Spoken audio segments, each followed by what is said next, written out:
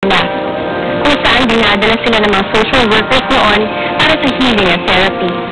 There is no excuse for neglecting them. At lalong walang kapatawaran ang pang-aabuso at pagwasak sa kanilang pagkatao. Ang Bantay Bata Children's Village ay nagsilbing tirahan ng mga batang biktima ng abuso, tulad ng pisikal at emosyonal na pananakit at sexual abuse. The Children's Village serves as a place of refuge for them to heal and to rebuild their lives. Ito ang Children's Village ng Bantay Bata.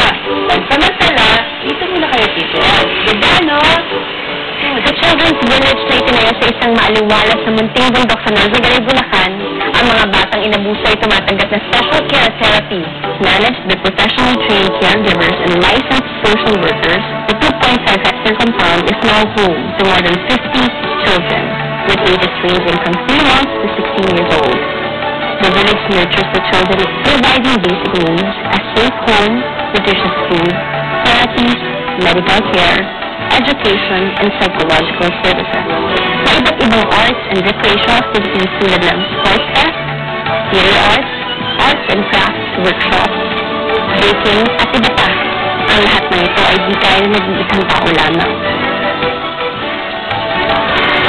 Ang araw-araw na gastusin para sa patuloy na operasyon ng shelter at rehabilitation program ng Children's Village ay may kalakihan at napakabigat.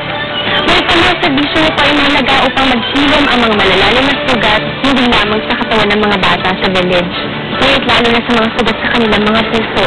Mga kapamilya, here in the Philippines and all over the world, help us heal their wounds. Ibalik natin ang kanilang dignidad, ibalik natin ang kanilang mga pangarap, at ligaya sa kanilang mga puso.